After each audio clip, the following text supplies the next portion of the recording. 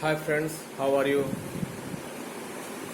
उम्मीद करता हूँ आप सब लोग अकेलेपन को एंजॉय कर रहे होंगे। एंजॉय मैं इसलिए कह रहा हूँ कि हर तरह की परिस्थिति जो भी हमारे सामने आती है उसके दो पक्ष होते हैं, एक सकारात्मक, एक नकारात्मक। नकारात्मक ये होता है कि आप उसको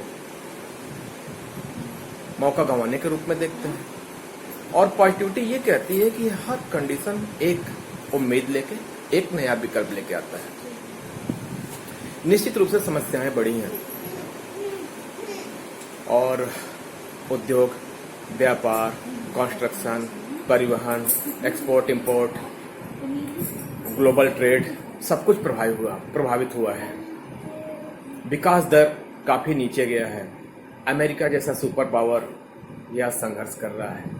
अमेरिका, इटली, फ्रांस, स्पेन, सोचिए इनकी मेडिकल सिस्टम, इनका पूरा सिस्टम कितना एडवांस है कि ये किसी भी परिस्थिति से जूझने के लिए तैयार है, फिर भी ये जूझ रहे हैं।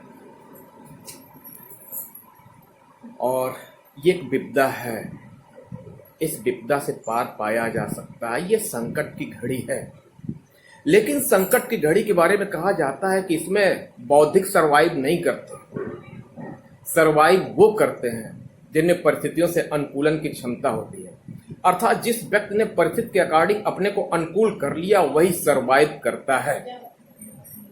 पराजय अनित्य होती है, अर्थात कोशिश करके फिर विजय प्राप्त की जा सकती है। कई बार हताशा से प्रभावित होकर लोग अपने पथ से उस समय विचलित हो जाते हैं जब उनको ये मालूम ही नहीं होता कि वो विजय के कितने करीब थे। महान वो नहीं होता जो कठिनाइयों के बीच में अपने रास्ते को छोड़ देता है।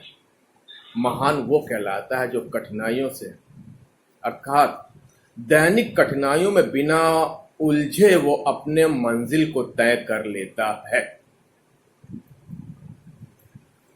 इतिहास में उन्हीं को याद रखा जाता है जो दैनिक समस्याओं में बिना उलझे रास्ता बनाकर अपना लक्ष्य प्राप्त करते हैं। इतिहास साक्षी है, महान वही बन पाया है जिसने अपनी कठिनाइयों में भी अपने को आगे बढ़ने का अवसर बनाया है। असंभव कुछ भी नहीं होता। मेरी परिभाषा अलग टाइप से है। असंभव मतलब किसी भी लक्ष्य को किसी भी हाल में प्राप्त करके उसे संभव कर दिया जाए। रही बात self isolation, quarantine, social distancing अर्थात एकांतवास, मैं दो कहानी आपको बताऊंगा। आपने सर आइजक न्यूटन का नाम सुना होगा। सर आइजक न्यूटन लंदन के कैम्ब्रिज विश्वविद्यालय में पढ़ने गए और उन्होंने एडमिशन कहाँ लिया? ट्रिनिटी कॉलेज, जिसमें फ्रांसिस बेकन, रसेल और अपने देश के पहले प्रधानमंत्री जवाहरलाल नेहरू ने भी शिक्षा ग्रहण किया। ये 1675 की बात है। उसी समय लंदन में प्लेग नाम की महामारी फैल जाती है। मेडिकल सिस्टम इतना एडवांस तो था नहीं, सोशल डिस्टेंसिंग हो सकती थी, और सर आइजक न्यूटन 1 साल के लिए एकांतवास में चले गए।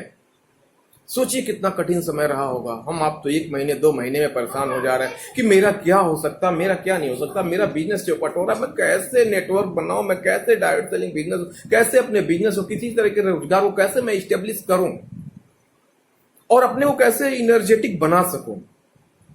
आप सोचिए, बड़े लोग विपत्ति में भी अपने रास्ते को अलग तरीके से बना लेते हैं।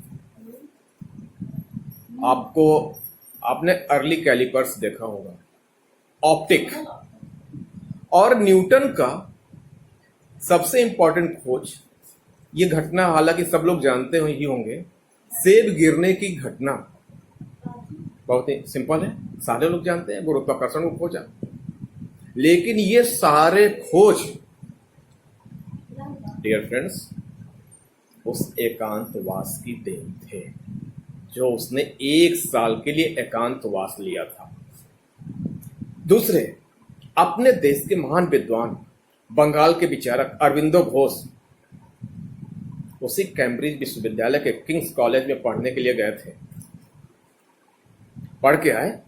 1905 में बंगाल विभाजन का किस्सा शुरू होता है, और वो भी आंदोलनों में। कहने की जरूरत नहीं, आंदोलन जाहिर सी बात है, अगर देश का विभाजन हो रहा है, प्रांत का विभाजन हो रहा है, तो युवा उग्र ही आंदोलन करेंगे। उन्होंने भी उग्र आंदोलन में भाग लिया।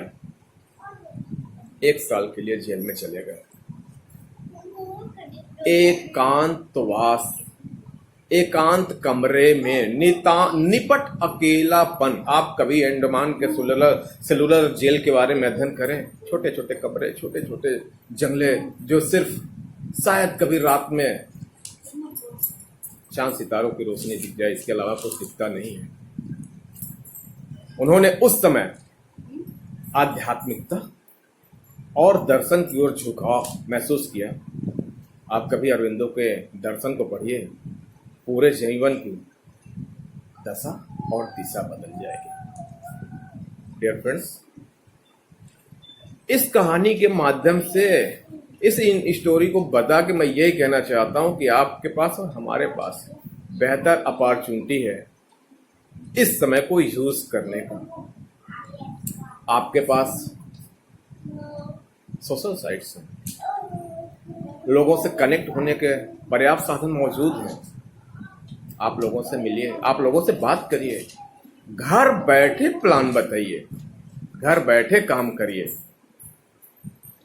अपने दिमाग को खुला रखिए, इस्तेमाल करिए, सफलता आपके कदमों में होगी।